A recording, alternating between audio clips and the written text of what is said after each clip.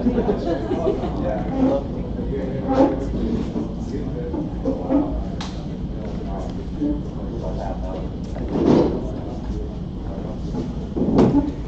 I'm Andrew. This is Justin Love. We're the co-organizers of Chicago JS. Thank you everybody for coming here today. We have the guest Wi-Fi. The username is guest and password is where's the sun. We have bathrooms on the right and left here. Our first speaker today is Jake Worth, who's a developer at Hashrocket, and he's going to be telling us about React state hooks. So please put your hands together and welcome Jake.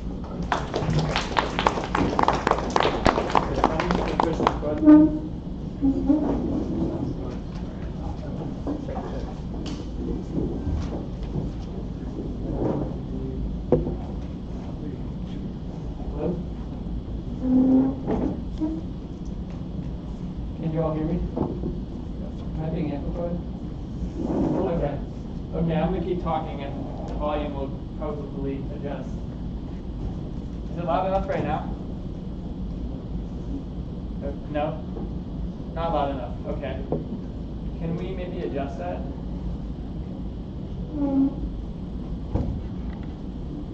On it. Thank you. Well done.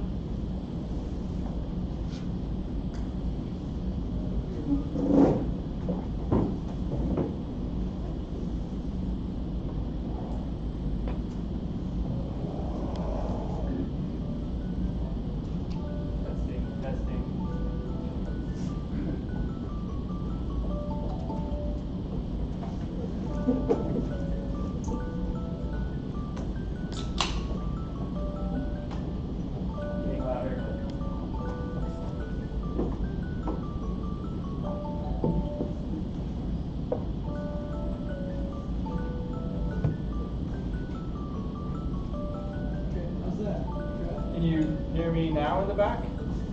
At all? Let's let me know. Hello. Can you hear me in the back? Okay. I'm going to get going. I got to stand over here because my laptop's plugged into the wall over here. Sorry to people in the back, but I will try to be as animated as possible. Okay. Okay, hey everybody. So I want to start off by talking about a Ponzi scheme. And I want to start with a quote from Malcolm Gladwell about his father. If he doesn't understand something, he just asks you. He doesn't care if he sounds foolish. He will ask the most obvious question without any sort of concern about it. So he asks lots and lots of dumb questions in the best sense of the word. He'll say to someone, I don't understand. Explain that to me. He'll just keep asking questions until he gets it right. So Gladwell, in this chapter, argued that his father would never have fallen prey to a Ponzi scheme because when he was presented with the investment idea, he would have said over and over, I don't understand, please explain that to me. And because he couldn't understand it, he wouldn't have invested any money. I think that this curiosity is a thing in programming, and it's represented by this spectrum. So on the left we have the hare, and on the right we have the tortoise. On the left is a hare. So the people on the left are the developers who say, I don't care how this language features work, I'm just going to use it, I'm going to ship. On the right we have the tortoise, which is Malcolm Gladwell's dad from the metaphor. These are the developers who say, I want to understand that better, please explain it to me. And I think both kinds of programmers build really interesting things. So I'm pretty far over on the left, on the tortoise side. Maybe you have a person like that on your team. They spend a lot of time saying, let's slow down. They like to break things down, they like to draw on a whiteboard, they like to write documentation. So my name is Jake. Around the web, I'm at JW Worth. My day job is consulting here at Hashrocket in Chicago. For almost 5 years, I've been working to build a site called Today I Learned, which is a record of the learnings of our team. And I do my writing at jakeworth.com. My technical passions are React, Elixir and TypeScript, to name a few. And for non-technical stuff, I spend time doing mentorship and music. So back to the spectrum. It maps with an idea that I call the Tower of Abstractions, something Steve Jobs talked about. This idea that we're building on the 23rd or 400th floor of a tower. And all the work our predecessors have done are the floors beneath. Sometimes they're conceptual floors like knowledge. Sometimes they're physical floors like a microprocessor. Having these floors gives us a crazy power to innovate. And we're not meant to really think about what's happening on the floors beneath us. I think this is a genuine way to look at software. But I also think there's room for people like me. People who pause and say, I want to understand this better, please explain it to me. And keep asking those questions over and over until I get it right. A floor of the tower that I've been pondering for over a year are React hooks, particularly the useState hook. So this is the useState hook. The prefix is use, which is the mandatory prefix for all React hooks. And that's followed by state, which is the thing that you get back from the function and then the thing that you can control. It seems like a pretty simple function, but I'm guessing that it's not that simple on the lower levels of the tower. That's what I want to talk about today. So I usually start off with a question, who is this talk for? And I think it's obviously for React developers. So I know this is a JavaScript general meeting. Raise your hand if you're using React for work right now. Okay. And how about people who are just interested in React generally? Okay, so that's like most of the room. So I'm glad you're all here, and whether you're new or seasoned, I hope this talk will be relevant. Outside of JavaScript and outside of React, I hope this talk appeals to people who are just interested in source diving and figuring out how things work when they don't have to. I have a disclaimer as well. You don't need to know any of this to use hooks. I hope when I finish, though, you'll be glad you stuck with me. So back to the thing I want to understand, the word of the half-hour, state. I have a couple of general questions. What is state? What does it mean to React? And why is the way that we manage state with this hook seeming to turn upside down? This is my pitch to you all. Understanding this stuff, understanding use state will make us better developers. I hope that I proved that. Agenda. I'm going to start off with a history of state. So I want to offer a brief history of state in computer science and also as it applies to React. Part 2, the state hooks deep dive. We're going to look at the React code base and try to understand how the useState hook works. And part 3, hooks in my code. I'll share my thoughts on hooks in this particular moment, September 2019. This talk is going to be about 36 minutes. Okay, part 1, my history of state. So as I said, in this part of the talk, I want to look at state from the perspective of computer science and also from React. So first, state in computer science. We'll pretend we're in CS 101 and ask, what is state? And there's lots of definitions out there. I found one online that I thought was pretty good. Stateful means the computer or program keeps track of the state of interaction, usually by setting values in a storage field designated for that purpose. Stateless means there is no record of previous interactions, and each interaction request has to be handled based entirely on information that comes with it. So, stateful keeps track, and stateless has no record. It conjures into existence this idea of a thing called state, the thing that we are able to track, a collection of all the conditions in the world. And it's the absence of those conditions that makes something stateless. An example of a stateless interaction is HTTP. When I request a web page, the web page is returned, but the web server isn't set up to remember the request. And each piece of information I get is discrete and not related to all the other pieces. An example of a stateful interaction is a browser and some kind of storage that records something about me, like how many times I visit a web page. So state is such a common goal in programming that around this idea we have the idea of imperative programming languages, which are developed in part to manage them, of which JavaScript is one. What is an imperative programming language, we might ask? In computer science, imperative programming is programming paradigm that uses statements that change a program's state. So we write statements and they know about and can change the state. In client-server interactions, this is obviously really important. So important that there's this whole architecture we all use just to support it, or to partially support it. So JavaScript has state, and so then does React. The syntax for React state has changed over time, but I think it's been pretty consistent. These patterns have been supported at different parts in the lifecycle. The module pattern, ES6 component classes, stateless functional components, the class field syntax, and stateful functional components. Some of this stuff is older than me using React, so I pieced together a little history looking at legacy documentation and release notes. So as I do, I would like to point out that all this stuff still works, every example. I put it all into a code sandbox that's running on React 16.8. All these examples are still valid today, even the ones that were supposed to be deprecated. So starting with React 13, which was the second to last React release before React 15, which is the first major release. React 13 supported an older JavaScript syntax called the ES3 module pattern. So I have a component called pirate ship, and its only job is to count how many cannons it has. I'm on a pirate-themed kick for some reason. So reading through this, we have a function that's called pirate ship. It takes initial props as an argument. It returns an object with two keys.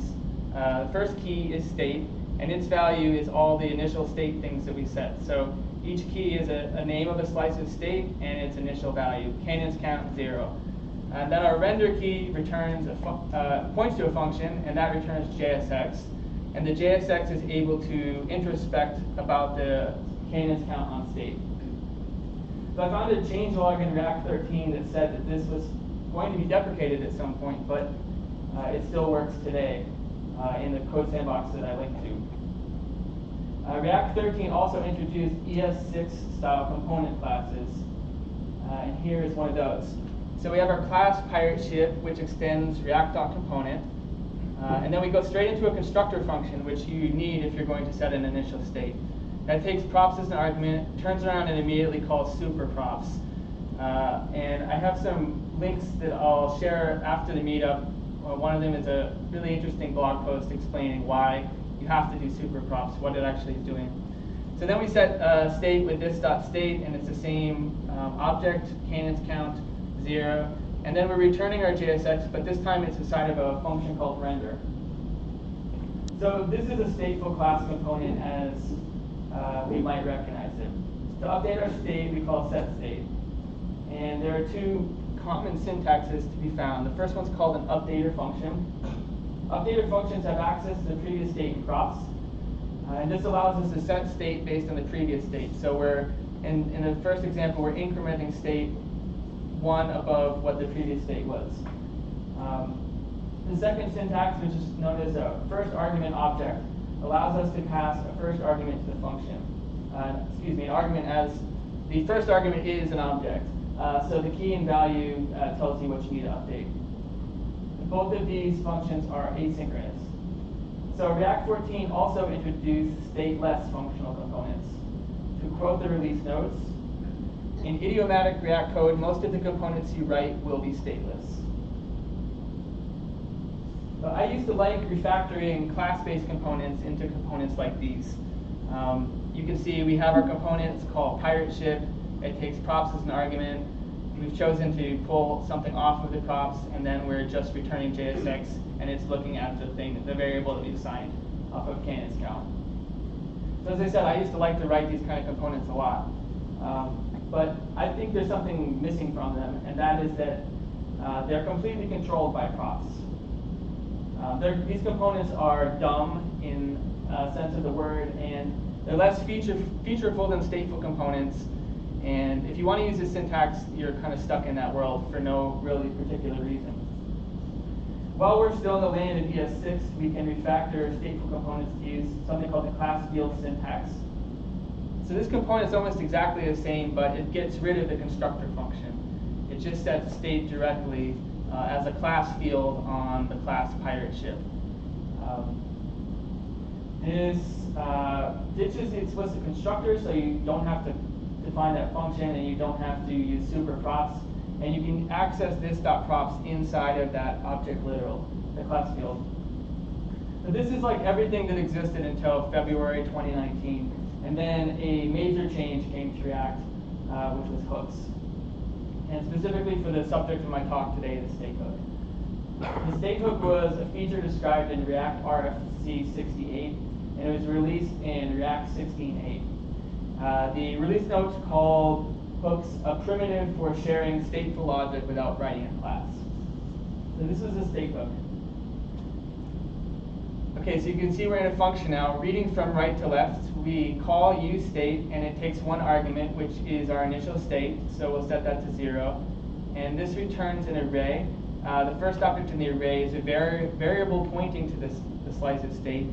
And the second thing in the array is a setter function that's just for that slice. You can use set state more than once. So you can do this many times if you want. So that's pretty much all that we know at this level. That's the state hook. So far we've looked at some state theory. We've looked at the different ways React has supported statefulness and statelessness.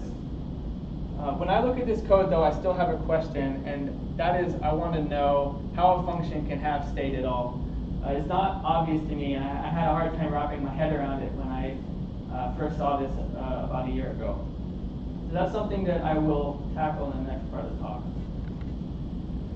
Okay, so for this part of the talk, which is sort of the title of the talk, I want to try something, which is to source dive into the React code base. And I'm going to try to answer the question, what is going on with this hook? I think it'll be a chance for us to see the internals of React a little bit, and it was a chance for me to explore a giant program that I am not a contributor to. Everything here is my reading of the code. I probably won't get everything right, but I think that that's okay. I think that sometimes diving into something like this is just good for your mind. So, on this adventure, we will encounter multiple packages, type safety, dependency injection, funny comments, maybe funny, and me occasionally waving my hand. Okay. This stuff changes a lot, so this is the head of the React code base we will be looking at today. If anyone wants to take a minute and copy that down, I will wait. Okay, moving on. The code I showed today has been heavily edited because these components are huge. So I've edited it all down to fit on slides, ditching lots of comments, and basically anything not relevant to what I want to talk about. So how do we get into the code base?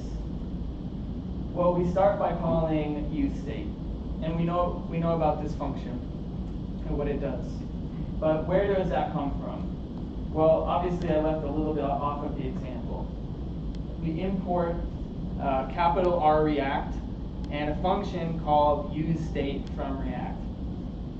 This gets us into the React code base, but it doesn't answer the question, what is React?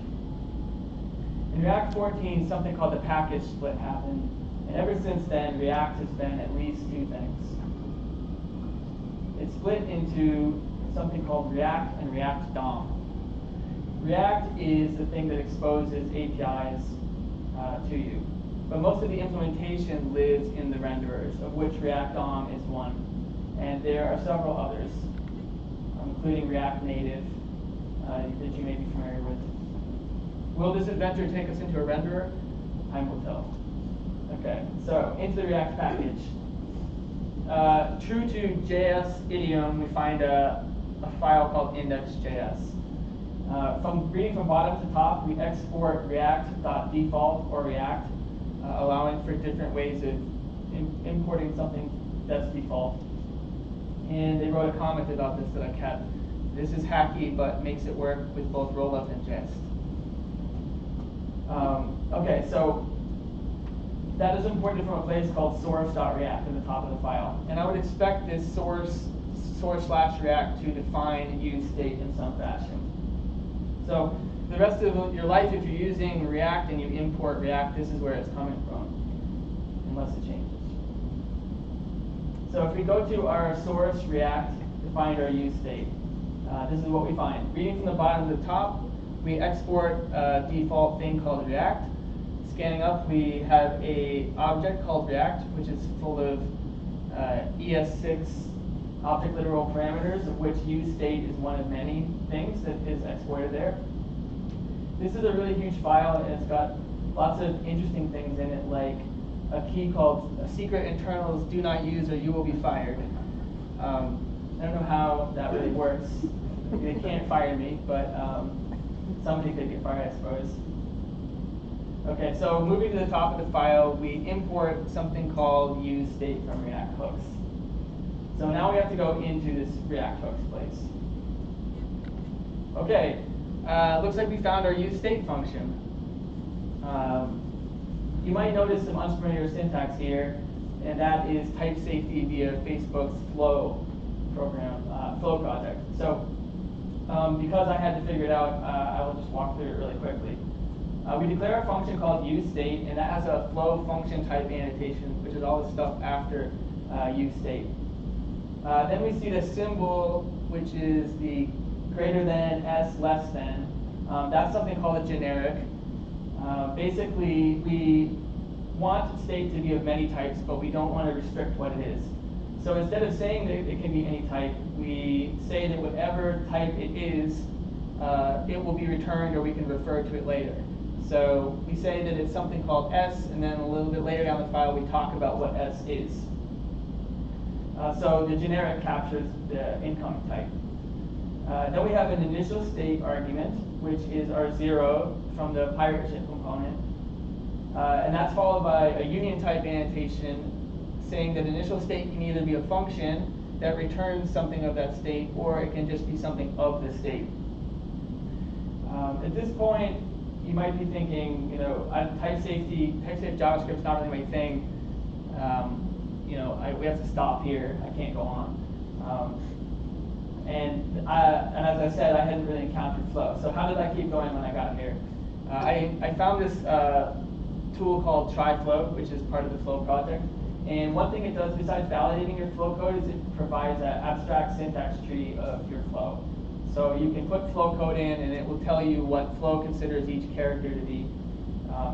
ASTs are a little tricky to read if you've never tried before, but the answer to the question, what is happening in any piece of Flow code, is somewhere in here. And I've highlighted a union type annotation, and then that maps with the pipe over on line 8 that we were talking about a second ago. So that's how I kept going past here. Okay, so back to the use state function. We found our use state function, or did we? Moving into the function, we see a call to another function called resolve dispatcher. Then immediately below that, we just call a use state on the dispatcher. And this is something called dependency injection. We're injecting the dependency of use state from somewhere else. And it allows React to just pull something in and not have any idea how it works. And that is a theme throughout the React code base. So we expose it here, free from implementation details. To quote Dan Abramoff, the base class set state implementation has been an illusion all along. It doesn't do anything except forwarding the call to the current renderer. And the use state hook does exactly the same thing. Before hooks, components had an object called an updater, and that handled the implementation of React functions. In the post-hook world, these stateful functional components get something called a dispatcher. So this is a big fork in the road, I think, because use state is just an illusion. It just forwards the request to somewhere else. And we've seen a function called resolve dispatcher. In theory, that should provide that dependency. Well, this is that function, resolve dispatcher. It assigns a constant dispatcher, which is something called .current on React current dispatcher, and then it just returns that. This dependency, React current dispatcher, was one time called React current owner, which I think helps maybe us understand what it does. So let's go into the React current dispatcher. There's not really much here. So we're back again with a type safety. I'll break it down. From the bottom to the top, we're exporting React current dispatcher. That thing, React current dispatcher, does have an attribute called current, so which we saw in the previous file. But then we move into a type definition where we say that it can either be null or it can be something of type dispatcher. And that is imported with a flow type import from a place called React Fiber hooks. I'm not going to talk about Fiber today because it's a really big subject and I don't know that much about it. But I learned quite a bit just to read some of this code. And I would just say that React is Fiber is a data structure, a plain old JavaScript object that's used to manage a reconciliation of a component. So it's work that is about to be done or will be done or has been done on a component in the life cycle of React. And there can be more than one of those assigned to a component. Okay, so back to this code. I think const here, the const React current dispatcher is a bit misleading. Because as we know, constant objects are immutable. So here we have a constant called immutable. We have a key called permanent, and we say the value is don't update me. But then we can, using the bracket syntax, we can actually update it. So an object being a constant doesn't mean that it can't be changed. And I think that's what's going on here. But this is really a dead end in our code dive because all that we have from here is importing a type from some other place. This is where I have to take a little bit of a leap because a lot of the writing on React says that the value of current is something that gets changed. But it's not clear here how that actually happens. We're still 4 files in. We're 4 files into the React code base, and I really have no idea where to go. So back to the Dan Abramoff quote. The base class set state doesn't do anything except forwarding the call to the current renderer. So we need to go into a renderer. Well, which renderer? As I said, there's multiple renderers, and each of them theoretically implements use state in its own way.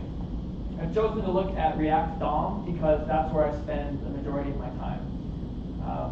So we know that the renderer can change this current dispatcher. And for that to happen, it has to, in theory, know about the current dispatcher. So there's only one file in all of React DOM that knows about the current dispatcher. And it's this file. It's called React Partial Renderer inside of something called React DOM source server. So at the top of the file, we import something called a dispatcher, and then we talk about dispatchers 2 times in the file. One is calling React current dispatcher on something called React shared internals. That just wipes out the dispatcher, it nullifies it.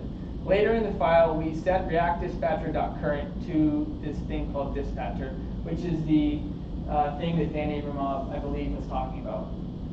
So let's go to our dispatcher. So at the bottom of the file, this exports something called dispatcher of a dispatcher type, and it has all of the pieces that you'd want, including use state.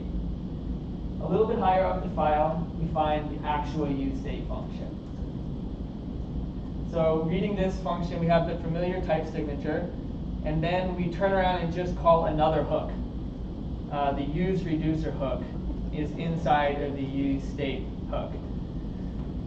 The first argument is a basic state reducer that allows the initial state to be a function, and it also tells React at different points what kind of reducer this is, which is actually a basic state reducer.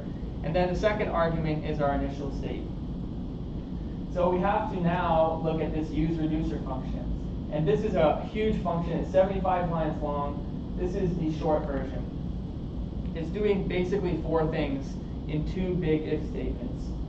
The first thing that it does is it instantiates something called a work in progress hook with a function called create work in progress hook. Then it sets something called memoize state on that hook, which is the initial state to the function, or the updated state to the function. Next, it declares something called dispatch, which is the updater function. And finally, no matter how the function is run, it returns both of those things in an array. So the first argument is work in progress hook.memorize state, which is our state, and the second thing is our dispatch function. And all of this goes to a place called create work in progress hook, but skipping through that function, we end up in another function called create hook. So the create work in progress hook is ultimately ending at this place called create hook. This is returning something of type hook, and it's an object with 3 keys: memorize, state, queue, and next.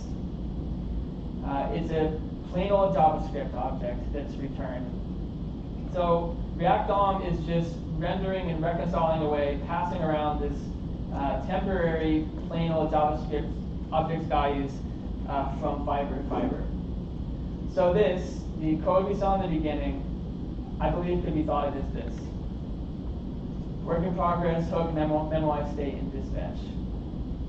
Okay, so my goal in this part of the talk was to figure out what is this hook doing. This is my summary.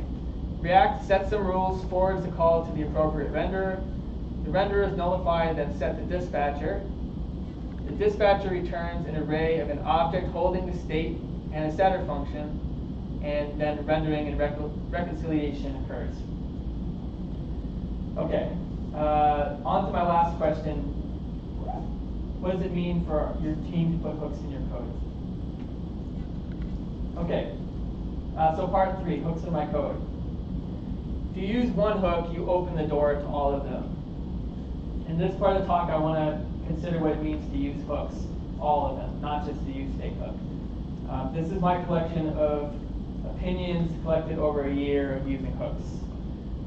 I don't talk about opinions a whole lot, but I think this feature is still opt-in, so it's a fine time to have an opinion, and I'll start with mine. Hooks are great and you should use them. And I did not come with this opinion lightly. I believe this for a couple of reasons. First, state management is a big deal. A lot of React code looks at props, and from that quote earlier in the talk, we can see that the React team would prefer it to be that way most of the time. But props can't do everything. And as hard as you might try to refactor component state away, sometimes it really is necessary. A lot of JavaScript open source work is dedicated to state management libraries. And for me, I think that's where a lot of JavaScript, so-called JavaScript fatigue comes from. We have Context API, Flux, Redux, MobX, etc. So state management is a really big deal, and it must be solved. Secondly, hooks are everywhere. For the people who are using hooks, raise your hand if you've seen hooks in like a production setting. It's like your team's using hooks. Okay, just a few. I'm a consultant, and I used to think of consultants as being right on like the bleeding edge of tooling, but I think sometimes the opposite is true. Sometimes there's a little bit of a lag behind the most bleeding edge patterns, because our clients use them now, and then sometimes we see that in our code when they come to us to work on it. Hooks were released less than a year ago, so on my timeline, that should be starting to happen pretty soon. And the window where I get to ignore them and not prefer to use them or like them is really starting to close. The last project I worked on straddled this moment almost perfectly. So I worked on a large React project.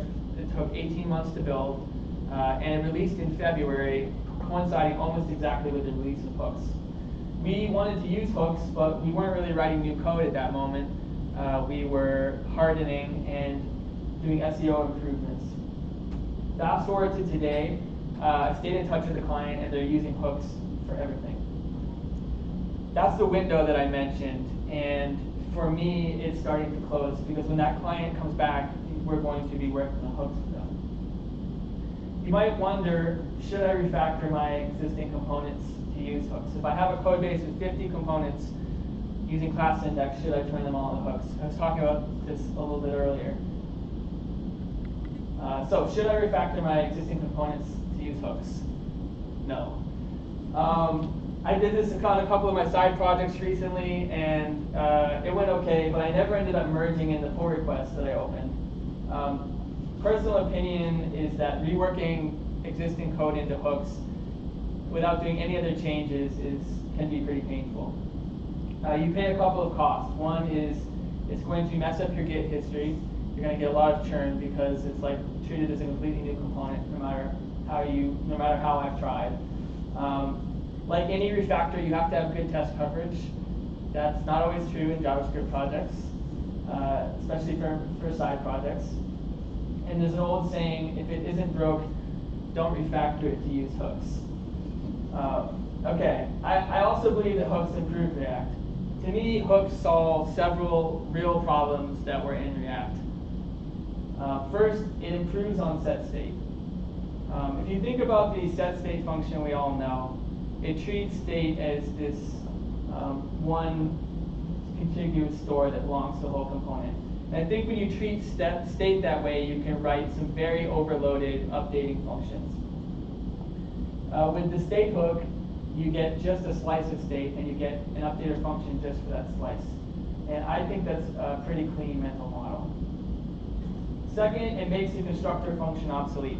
That constructor and then super props thing we saw is pretty weird. If we're going to abstract away complexity, then let's abstract it away. Third, it unifies the component syntax if everything ends up going into hooks. I don't think that having two different syntaxes for React components ever really helped anybody learn React. And a bonus fourth argument is that if you use the use effect hook, you can get rid of duplicated callback logic. With your callback logic, you can actually simplify that and put it all into one function. I think these are real problems with React that I had just accepted a long time ago. And hooks actually tries to solve them. And I think that's pretty awesome. So I believe that hooks are great and you should use them. Okay, in conclusion, I talked about a lot of things today. I talked about history of state in JavaScript and React, and a look inside how the state hook works, and also given some hot takes on hooks. And I argued that doing the source dive would make all of us a little bit better at JavaScript. I hope I made the case for source diving your favorite library. For me, it's really fun, and it makes me appreciate all the hard work that people do on these projects.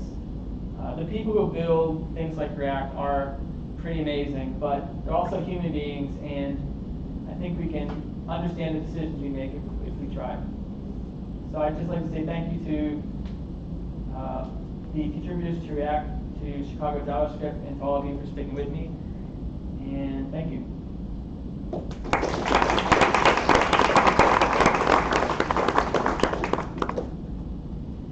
Thank you very much for that great presentation.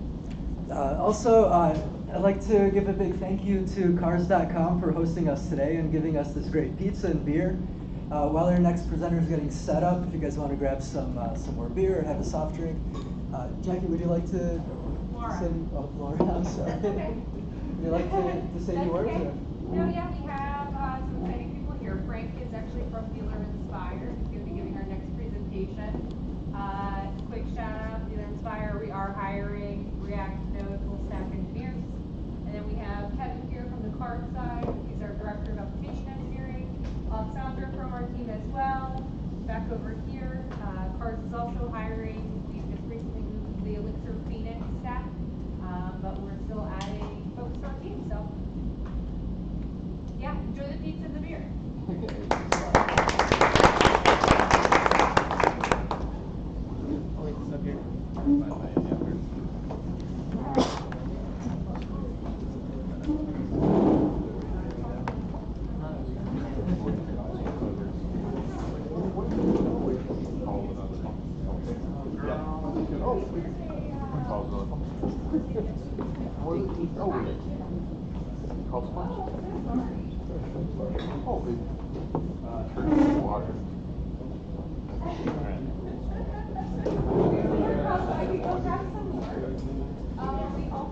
Subject of $3. Yeah, fabulous. Sure. A bed down here. A bed here. Thank you. Good. I'm glad you got it.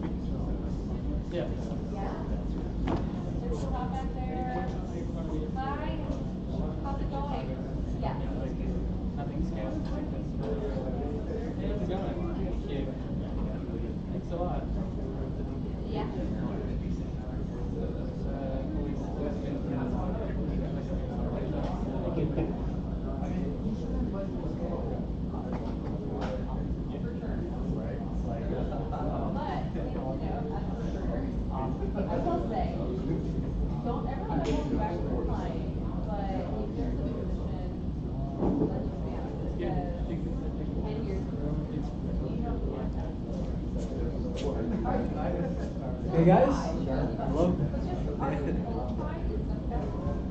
Let's get settled. We have our next speaker getting started soon.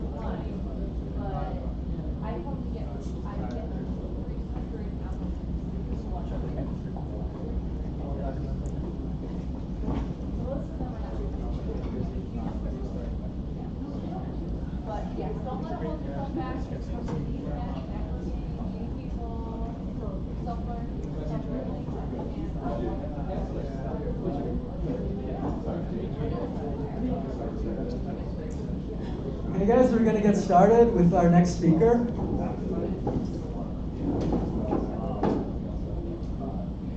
So up next is Frank Korf, who's a developer at Dealer Inspire, and he'll be showing us some really cool tricks with Google Docs and JavaScript. All right. So please put your hands together for Frank. Thank you. Can everyone hear me? We good? Yeah? Okay. My name is Frank, and I work for Dealer Inspire, and I want to talk to you guys about scaling the business 10 minutes at a time. The idea behind this talk is it's really just about how to save 10 minutes, and not for developers. We're really good at saving time. I do something once, fine, do something twice, it's boring, third time, shell script, every single time. If I need to push to a server or pull from a server or do this or that, I'm constantly writing code to save myself time. And a lot of developers I know also operate like this. They're always saving time, and they're always writing little scripts and wiring little things together to speed up their workflows. What's interesting is once you move out of the development department, once you have a sufficiently large business, you're out of the startup stage, you actually have different departments that are like operating independently. If there are no devs in these departments, they scale really weird.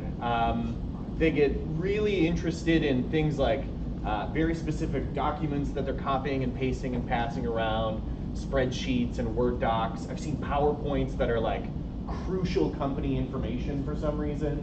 And again, it's like this elaborate game of keeping all these documents, and they might live in people's emails.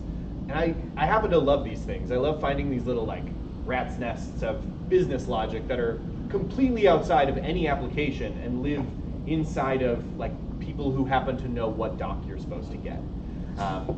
sales departments, analytics departments, marketing departments, they're full of these super important spreadsheets that are not actually on any docket of what is important in the company. And so what I like to do is, as I'm doing my development work, I like to bug other people in the company whenever I see them with a spreadsheet open and ask them what they're working on. And they will usually tell me some horror story about how they're copying, they've spent 8 hours copying and pasting. And I then try to solve that for them in the same way I would solve a problem for myself. I just look at what they're doing and I say, I can make this go 10 minutes faster for you. And then I write a little bit of code and I've saved them 10 minutes, which everybody loves. If you tell someone, I can change your life, everything's gonna be better, it's only gonna cost you 10 minutes, they will say no. But if you say, I will do only a small thing, but I will save you 10 minutes, they will love you forever. So that is what we're doing. We're scaling 10 minutes at a time. This is me at OMG Frank. I don't update that very often, so you can tweet me or watch it. It's not going to do very much, but it is out there. I am a software developer at Dealer Inspire. Dealer Inspire is a product company. We're a subsidiary of Cars.com, and we build products for automotive. Each of the products is kind of its own independent little thing, and so we've got, I happen to like a lot of JavaScript, and so I do React and Node stuff. More recently, I've even done some WordPress and jQuery, and now I'm getting back into React. We have other developers who are, doing Python or Ruby or whatever, because we have a lot of little products, things like chatbots, inventory management, website platform, et cetera, et cetera. And that's what we do at Dealer Inspire. In addition to that, we have marketing teams, we have sales teams, and not just to market our company, but to help the auto dealerships market themselves to people who want to buy cars, things like that. And so they happen to use a lot of interesting spreadsheets and business logic. I am a coder for life. I don't know if I ever decided to become a computer programmer. It's just something I've always done. I started when I was like 10, and then people would pass me their calculators between class so that I could write games on them. And then it just kind of went from there. We did high school and college and career, and I've just never really stopped programming. So I will probably never move into management. I'm always just going to be writing code. I am a builder, artist, student, etc. I like to make stuff out of wood in my garage. I like to draw and paint. I'm not really great at it, but it's fun. I'm a student. I'm going back to school at Georgia Tech's online program for machine learning, which has been really interesting. And I'm a dad. I put that one on there to explain if I seem very tired, because I am. Children are, they're wonderful and they're exhausting. And so that is me. I, in the description of this talk, described it as using functional logic. Anyone who is really interested in functional programming is going to be a little disappointed, because we're not digging into monads or point freestyle or anything like super deep. I have what Kyle Simpson calls functional light paradigms. Kyle Simpson is a JavaScript teacher, mentor. He's really great, and his talks are impressive. If you haven't seen one, check it out. But he talks about what's called functional light. And so we do things like composition with pure functions. This is, instead of having lots of nested logical structures, you just chain them together one after another, because it makes it a little more readable and easier to use. Immutable state for idempotency, the idea that you can run the thing over and over again and it's always going to turn out the same. I just like it as a way to structure code. And avoiding side effects, mostly for readability. If each little function just handles its own business and doesn't reach into other pieces of the code, you can read through your code pretty quickly and know what all the things are doing. These become really important if like me, you're going to be the guy who is now wandering around the company asking people if you can rewire their spreadsheets for them. People will come to you with spreadsheets you did 6 months ago and ask you for help updating them, and you have to quickly dig into old code that you wrote, fix it, and then move on with your day. And so I lean into functional programming just to make it easier to then go back to code and look at it. So what is the value of 10 minutes? That is, as programmers, we know. I mean, we work all day to save ourselves 10 minutes, but the value of 10 minutes for other teams becomes very large. You can save one person 10 minutes, but they're not the only person on that team. And so if you save one person, you save the whole team 10 minutes per person, per client, and then that really starts to add up. As part of my review process, I just have a footnote that lists the number of hours a month I'm saving the company. And every time I do one of these, it adds a little bit more, which is kind of fun. So if you want to ever argue the value of 10 minutes, just remember the talk isn't about saving 10 minutes, it's about scaling 10 minutes out to fit an entire company, which is exciting. So the point of the talk is Google Apps Script. What is Google Apps Script? It's ECMAScript 5. It's just JavaScript. So all these Google apps, Gmail, as well as the Google Docs suites, you've got Docs, which is like Word Docs, Sheets, which is like Excel, Slides, which is like PowerPoint, and then there's other ones like Google Forms, etc. These all are wired together using something called Google Apps Script, and you can program them. You can make them do very interesting and fun things, and you can do it all just in JavaScript. It is ECMAScript 5, so you don't get your const, you don't get let, you don't get arrow functions, but you do get my favorites, map, filter, and reduce, which, again, is really great. So, example time. The bulk of this talk is going to be me just walking you through some code, because I think that is the best way to see what we can actually accomplish here. So, let me pop open this fake campaign report. That is the kind of thing that other departments look at every day and think is totally normal to just stare at these kinds of numbers. So these are a bunch of made-up companies. What I've created here is an AdWords campaign report. So I also wrote some code to populate it dynamically, which was also very fun to write. So if you can imagine a client, you might work in a company that has several clients for whom you manage all of their Google AdWords marketing. And so AdWords, the way it works is you have lots of different campaigns. Each campaign is tied to a different thing that you want to create AdWords, you want to get clicks for on your website. Usually the campaign names are a little more readable than this, but this is what computers generate. And so you've got all of this kind of extra information that you can pull out of AdWords. Currency, cost, impressions, clicks, et cetera, et cetera, et cetera. And so an account manager at the first of a month might say, I have to generate reports for all of my clients, and then they get a spreadsheet like this out of AdWords. And they have it month over month that they're just dumping in there. And what they then have to do is copy and paste information from this spreadsheet into something that, in our case, an automotive dealer would actually want to look at. And they don't want to look at this. Even if you just crop out only their stuff, it's too many numbers, it's almost unreadable. And it's unattractive. So, what they would do is create a template, something that looked more attractive and just had the key pieces of information, and they'd copy and they'd paste and they'd kind of compute things as they went. And so this is the automated report template that they might come up with. It's got a budget report, it's got a prepared for, client name, list their campaigns, type of campaign, spend, clicks, leads, cost per click, and cost per lead. Just the information the client would need. Great, this is all they wanted. But now, how do we get the information in there? Of course we write code, because why would anyone in 2019 copy and paste stuff from one spreadsheet to another? So, this is the kind of thing we can add. If you look up here, you've got all these really cool things, insert, format, etc. And then we can even add our own. I've added one called marketing automation. So you click it, it has a magic button that says import data, and you click that, and you get a pop-up.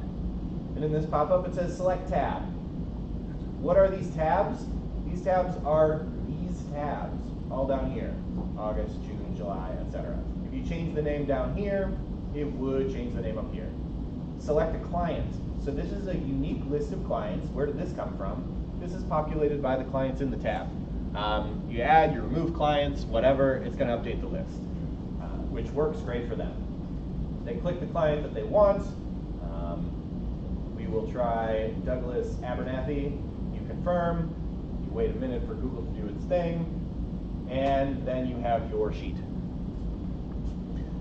Campaign, type, spend, clicks. You have now saved someone 10 minutes. That would have taken them 10 whole minutes, but they have to do that for every client. And there were 800 clients on that sheet, which means you've actually saved 8,000 minutes. And it's really exciting to see. And it's really exciting to see the look in a performance manager's eyes when they click the confirm button and this thing that they spent all weekend building just appears right in front of them.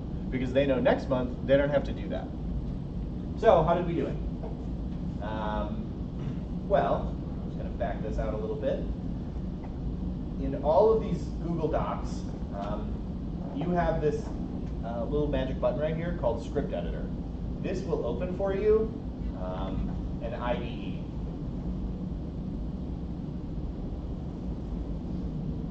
This paragraph. It's, I'm going to blow this up a little bit so that we can all see it.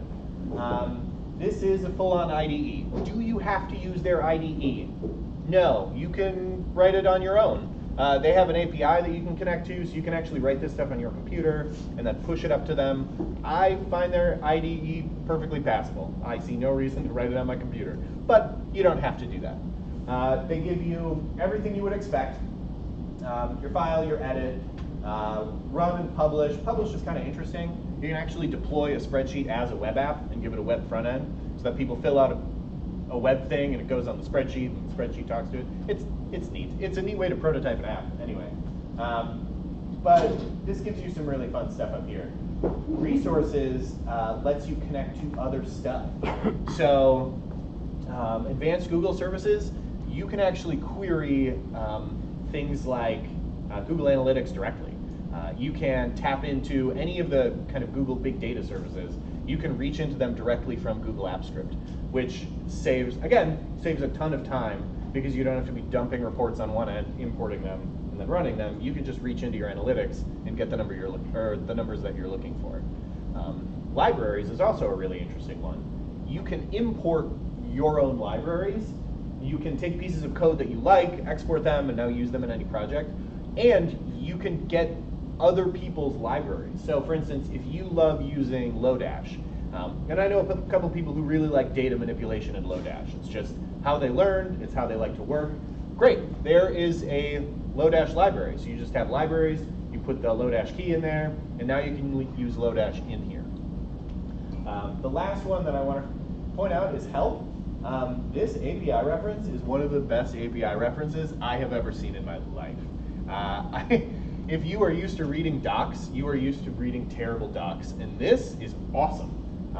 I live inside that API reference because it tells you how to, one, how to use Google Apps Script, but two, how to connect to all the different Google services. So if you wanted your spreadsheet to, for instance, send an email every time that it ran a certain report, or wire into slides or something else like that, all that's in the API reference. Side note, I actually did that. So the clients liked the information that they were getting, but they hated the format. So we came up with this idea, what if we send the clients slideshows, just a slide deck that has like 5 or 6 numbers on it, but in a more attractive way. We did the exact same thing we're doing here. In fact, we did it from a spreadsheet. You open up the spreadsheet, you select the client, you import the data, and it will dump a slide deck for that client into a folder so that you can email it to them. It even emails you a link to the folder, or to the slide deck, so that you just forward it on to the client after you peruse it. That saved a ton of people a lot of time and was very exciting. And that goes to like how your company is perceived by external people, or I don't know, marketers love it. Super fun. So let's talk about some actual code. The first thing we do is some global config variables. This is because sometimes when I come back to these, I have to change stuff. And so I try and keep the thing that I'm probably going to have to change right up on top in all caps. But report ID, this is just the ID of this report. It's right here. Bam. Template name, that is the name of the tab, budget report. That way, if they come up with a new template that they're really excited about, it's not too much work for me to figure out where and how to change all that. Or, more likely, in 2020, when they start a new set of reports and they want me to go to that one, I just change that ID. So next is just some basic stuff. These are my utility functions. This is, again, look at this scroll bar. There's really not a lot of code here. So we're making this happen with a very small amount of code. It just builds together nicely. So two select options. These select boxes, I don't know if you noticed, were searchable. And so in order to do that, in order to make searchable select boxes, I didn't build that from scratch. This is jQuery. I just imported a jQuery plugin that has searchable select boxes, and that requires that you have the options here in a certain format. And so the only thing this function is doing is formatting the data in the shape that the select box would want it. Do you have to use jQuery? No. In fact, you can import an inline Babel compiler, and you can actually write React code that powers those pop-ups. I've done that too. That is a lot harder to go back to. But it's entirely possible. You can do whatever you want in those pop-ups. So that's two select options. Clean divide, divide values, and plan for dividing by 0. Again, some of these, you've got divisions by 0 based solely on the fact that you're doing cost per click and cost per lead. If there were no clicks or there were no leads, I need to put something in the cell. So that's just planning for failure. And then debug me, this is useful for composition. This you can pass into, if you have a chain of calls that are all happening to arrays, you can throw something like that in there, and it will actually just throw the debugger where you need it, or it'll stop on the debugger so you can examine what's going on in the chain. We'll get to that. So that's it. That's all my utility functions. Everything else is actually useful on the screen. So the first one we have is drop-down functions. Get tabs returns the list of tabs. So that's that first drop-down. This is what populates it. Spreadsheet app.openById, report ID, .get sheets. And so this gives you a list of sheets, or an array of sheets. And then I map that array, and then I just get the sheet name, and then two select options. So I've started with my spreadsheet app, and so by this point, if you do .map debug me, I have a function at the bottom called debug, which lets me run through this. Again, I don't mind this IDE. The debugger is great. The logger is terrible, so don't log anything. But you can debug the whole thing. So what we have at this point is an array that just has all of the tabs as strings. And then I map that to select options, so that actually creates all of these select options. And that is the whole getTabs function. So the front end calls getTabs. It gets a bunch of objects that have the names of the tabs. Pretty straightforward.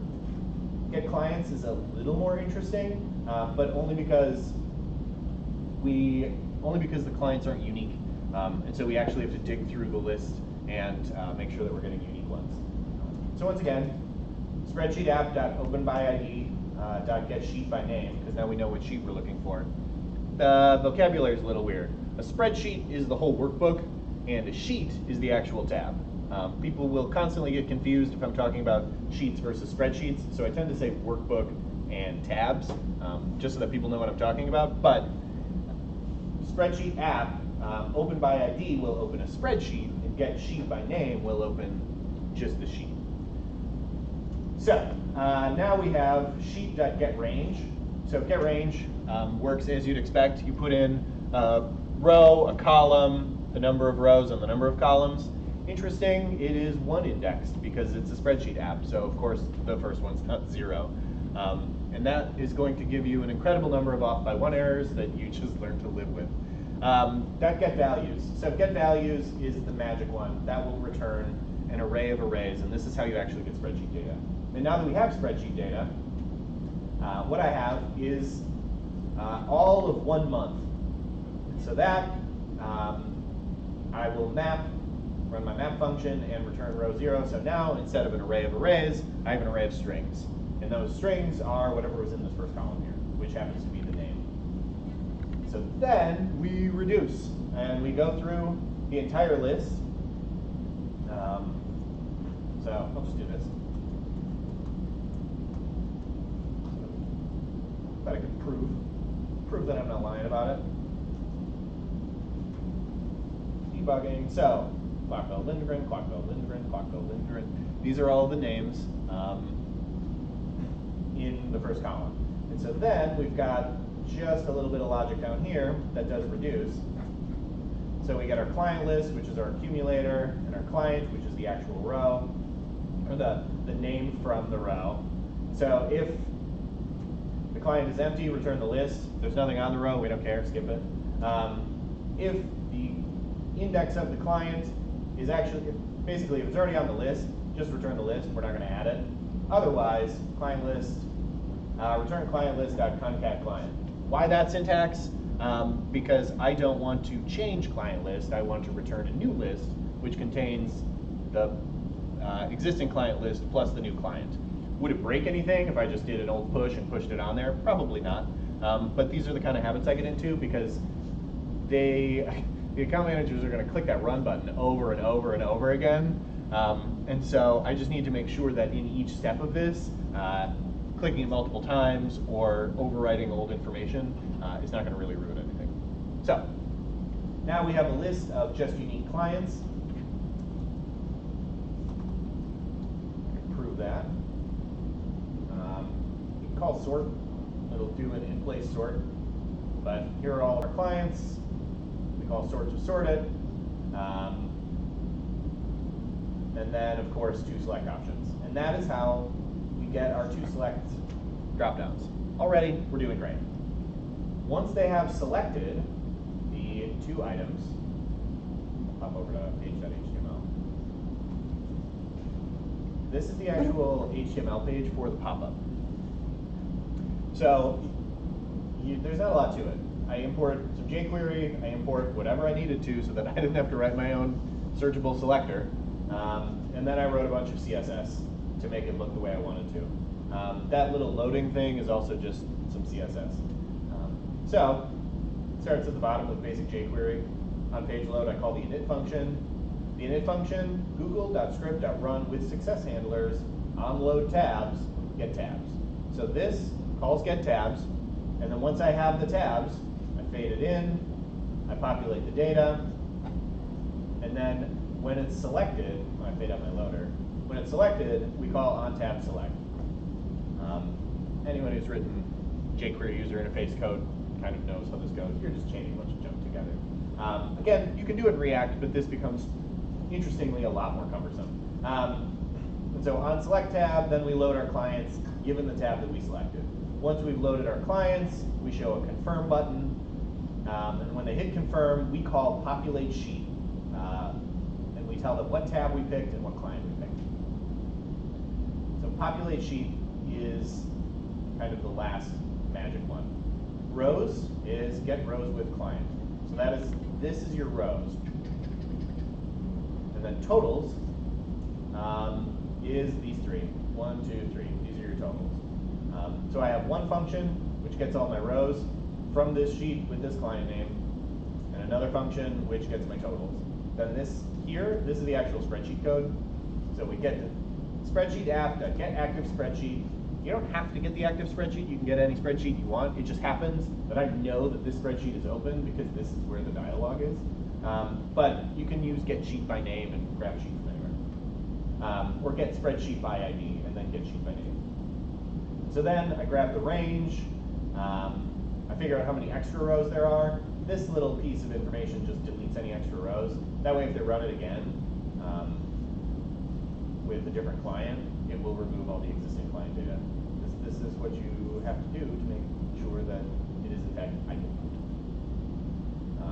You run it again, it's going to delete all these rows before it adds in the new stuff. So we just delete the rows, get the new range, set the totals, insert a bunch of rows. These, get range, set value, get last column, delete rows, these are all part of the incredibly robust classes that Google gives you in their API. This API, super well documented, and it does a lot of good type hinting. So if you do template sheet, you can say template sheet dot, and just look through all the different things that you can do with your spreadsheets. If you just want to come up with some fun ideas to do weird stuff. In addition to just writing data, you can set colors, you can set sizes, you can insert formulas, which is kind of an interesting one. So there's a lot you can do with a spreadsheet and with an individual sheet in there. And it's all, again, super well documented. But that is all that. And then here's our UI code. There's onOpen. This is called automatically. So it's just spreadsheet app.getUI. And then UI.createAmenu, add an item to that menu, and add to UI. Pretty straightforward. This UI code works everywhere. So you can add pop-ups and drop-downs and whatever to Gmail if you wanted to. You can add it to Google Docs, you can add it to slides. This onOpen syntax just kind of works. And then show import dialog, so add item. This reminds me of PHP actually, because you pass in a string that tells you what the function name is, and then it calls that function. I think that's fun. And then you have this HTML service. So create HTML output from file, you set a width, you set a height, and you show a modal dialog. You can show modals, you can show sidebars, you can do all sorts of stuff. A sidebar is kind of interesting because then you can have like a workspace of code over here and then a workspace of sheets over here. You kind of bounce stuff back and forth. But yeah, all this is through their UI stuff, and it all just comes down to HTML service.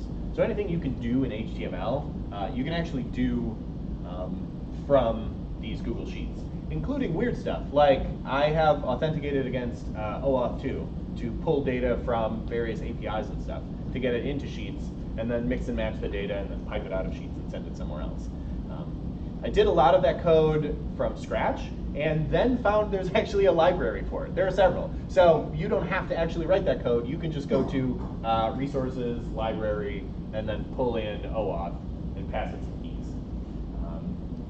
So the final kind of piece of code that we skipped over are just these guys, which are pretty dull. Calc row totals, or calc totals row. So given a bunch of rows, I just want columns D, E, and F, and then I want to add them all up using some sum stuff. This is, I don't know. This is what JavaScript looks like when I write it really fast. When I promised someone that I would get them a working spreadsheet by the morning, and it's time for me to go home. This is the kind of fun map filter and reduce that I like to do. And then down here, get rows with client. Same basic thing. We just open a spreadsheet. We get the range. So first we get all the values. Then we run a filter to get just the rows with the client name. Again, as you work, you just map debug me to make sure that you're getting the right information. And then you do one final map where you pull out all the different rows that you want, all the actual piece of information, type, campaign, spend, clicks, leads. I didn't need to do this. I just thought it was easier to look at, especially because what you'll notice is as soon as you give something to someone, they want more and slightly different. And so if they had to add variables and stuff, I didn't want to have to try and remember what row 2 was. It's just, it's all in there. So I can add in more information to pull out, calculate a couple on my own, just do some clean divides, and then return it, and those are my rows. And that maps directly. And so that is how we saved one person 10 minutes per client by just building a very simple pop-up.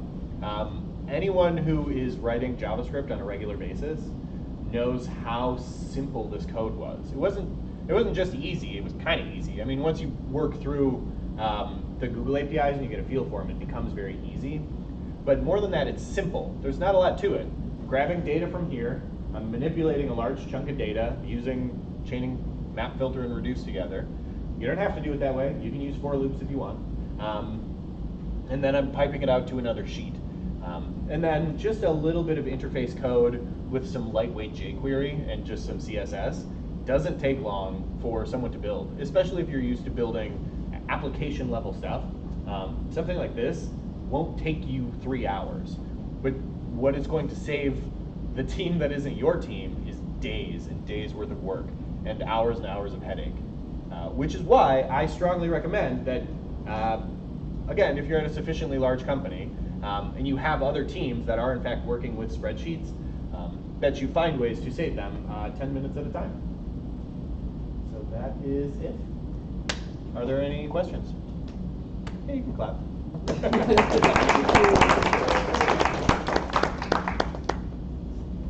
No? Questions? Questions? See a hand in the back? I'm kidding, no one raised their hand. Okay. Yeah, how does the email get sent out? The interesting thing about Google Apps Script is none of this runs on your machine. It's all running on Google servers. And so the email is just, instead of doing spreadsheet app, you just do mail app dot send, and you pass it the to, the from, the subject, the body, whatever, and it will send it as the person who is running the script, which is kind of nice because then as the account managers or whatever are generating reports, if they run the report and it fires off an email, the person who receives the email gets it from them, so they know exactly who to respond to. But it's all just these APIs. So you can just go resources or help API reference, and this gets into your G Suite services. So calendar, contacts, document, drive, forms, Gmail, etc. You can kind of wire all of these pieces together. It's pretty small, but this is in fact Gmail, and you can just tap into the Gmail app. And in fact, you can, if, for instance, you are being mailed, if you have someone who's getting reports in their email every month, you can write a script that opens their email every month, looks for the report email, and pulls in the CSV automatically. So they don't even have to check their email. It can all just happen as if by magic. Of the things that I do, telling people I can read their email, they hate that one. But it is an option. It's something we can do. But yeah, you can. You have access to the complete kind of set of Gmail via any of these other apps. Or if you just go to script.google.com, you can just write a standalone script. It doesn't actually have to be connected to anything. You can just write scripts that live in the cloud and do whatever. And set them on timers or run it manually or whatever you want. This requires, I guess, Google G Suite. Like if you just have like sheets and docs. Yeah, if you have G Suite, you can do this. You can do this from a personal account too. All of this stuff still exists. Like if I just had sheets and docs and stuff. Yeah. Still create scripts that. Oh, absolutely. You can also do this stuff at home. I played with doing this with the Christmas card list, and it quickly got out of hand. So back to doing that manually. But all of this can be done from a personal Gmail account also. And then are the scripts that are tied directly to that particular sheet or doc? Yes, the scripts are tied to the doc, right? Unless you publish it as a library. And the nice thing about that is you can then just make copies of your sheets, and each copy creates a copy of all of the script. So if you have 2 or 3 that are very similar but just different enough, you can just make a copy and rewrite the script, and they stay independent of one another. But what if you then go to update? They're all independent then, right? Yes, then they're all independent. In that case, you'd want to publish it as a library and just pull the same library in all of the different sheets. The other nice thing is Google Docs, Google Sheets, all these Google apps have the ability to roll back changes. Like they all have built-in version control for the document itself. That also applies to the script editor. So you don't need version control. You can just look through the last 10 saves and just roll back, which is pretty nice. Again, you don't need to use their API at all. You can write it all locally. There are some really interesting guides about how to write all this in TypeScript, compile it into ECMAScript 5, and then pump it up into your app. I just don't do it that way because that's a lot of extra work. And their IDE is perfectly serviceable as far as I'm concerned. As far as UI, it can be open, you could use third-party Vue or React or Angular components and stuff. They just give you an HTML window. So if you can find a way to load a library off a CDN or something you're hosting, you can put whatever you want in that window. Cool. Thanks, guys.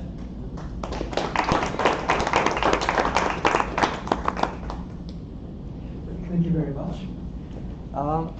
Yeah, so thanks all you guys for coming. If you have if you'd like to share your work or if you'd like to present, if you have ideas for the presentation, please send us, please fill out our form on the meetup page. And one last big thank you for cars.com for hosting us here. Thank you very much. you.